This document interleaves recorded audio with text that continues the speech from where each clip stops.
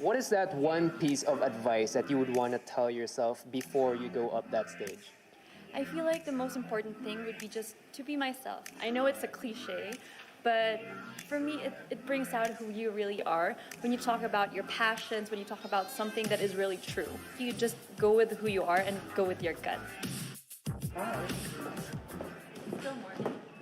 I don't even know. I don't even know anymore. Good afternoon, everyone. How are you? I'm doing well, but it's very cold here, but I love it. So, 30 seconds lang. Okay, Magpasa why? 30 seconds lang. we'll make it happen. Tell us something about yourself. Hi everyone, I am Adee Hitomi Akiyama. I'm 27 years old, half Japanese but 100% Filipina by heart because I was born and raised here. And I just recently graduated Doctor of Medicine in time for Miss Universe Philippines, and now I am affiliated with the Armed Forces of the Philippines Medical Center. What is one beautiful word in your local language and what does it mean? Oh, in Oriental Mindoro, the word there is Tagalog still.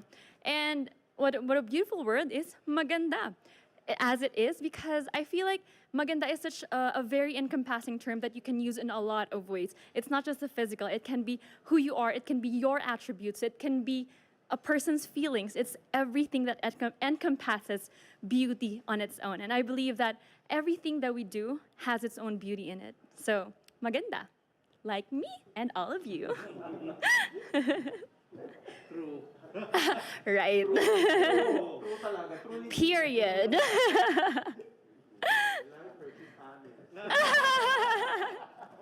Parang gumanda na po ako. Dahil sa Miss Universe, kinailangan ko pong gumanda.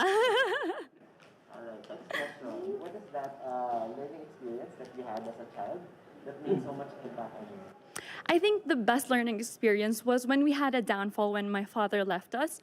And I know that it's a hard thing to talk about, but I feel like my mom showed us how she can handle 5 children and how all 5 of us have continued and finished college and even postgraduate studies. 3 of us have.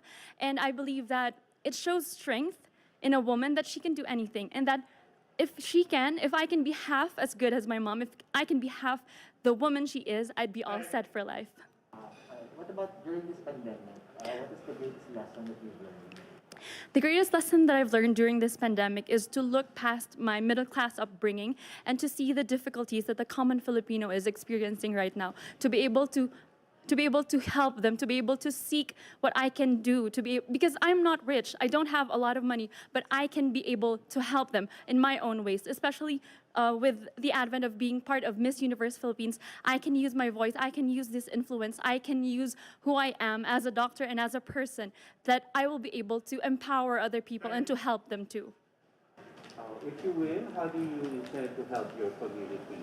If I win, I will be who I am. I am a doctor, I am a medical professional, and I'm also a nurse. And I believe that I can use that as an avenue to grow and to help other people, especially at a time of a pandemic, when people need the truth. People need someone who will serve as the truth, the face of truth. And I will be that person. I will be there to help other people, to inspire, but not only that, to help them, to teach them in a lot of ways, in medical and non-medical things. What color do you think symbolizes a phenomenal woman? I believe it's yellow because my favorite color is yellow. I love it.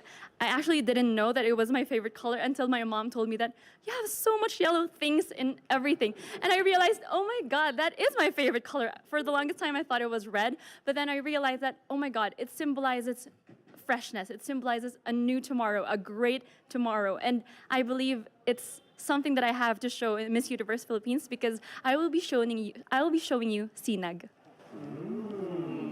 Okay. So, work from home is now part of the new. Exactly. So, what do you think are the skills needed in this so-called new workplace of the future? You know, it's very difficult for the Filipino to work at home because our household is filled with a lot of people. It's not unlike in other countries where you live alone mostly. In Filipinos, we have a very tight-knit family, so all of the people are there, and it's very difficult. And I know that people have been experiencing that difficulty. So I believe that you really need to set a specific place for yourself, just as I did for mine, so that you will be able to focus on what you're doing, because not a lot of people have that privilege to be able to have your own space. If there's one spot or place in Oriental Mindoro, whether it's man-made or natural, that you would like to promote in the world, what would it be? Well, there are a lot of places in Oriental Mindoro, but in Calapan City, it's a city, right? But the thing is, there are a lot of man-made places there that we can visit, and there's also the Mangyan village there, and you will be able to see that there are still Mangyans living. There are still Mangyans. They still practice the old way of living as Mangyans, and when I visited, it's very wonderful. It's such a wonderful experience to have seen that and to be able to see their culture and how they still are proud of who they are. You know, right now there's a campaign that's hashtag Love Local. So if I were to ask you, what local product would you want to promote and why?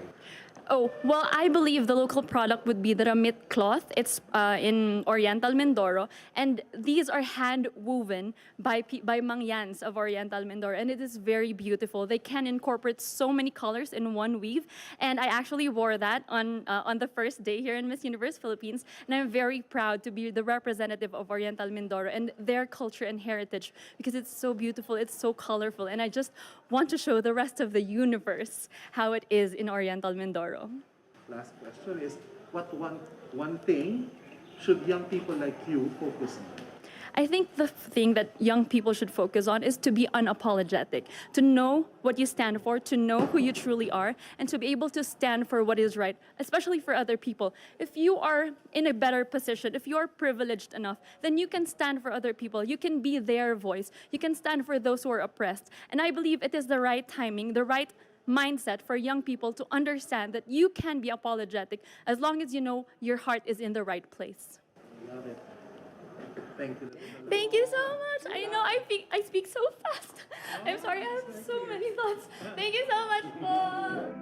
I had so much fun. I don't know if this is a common thing, but we laughed and we shared a lot about each other. They even shared to me, so it was very fun. It was very exciting. I had a lot of fun with them.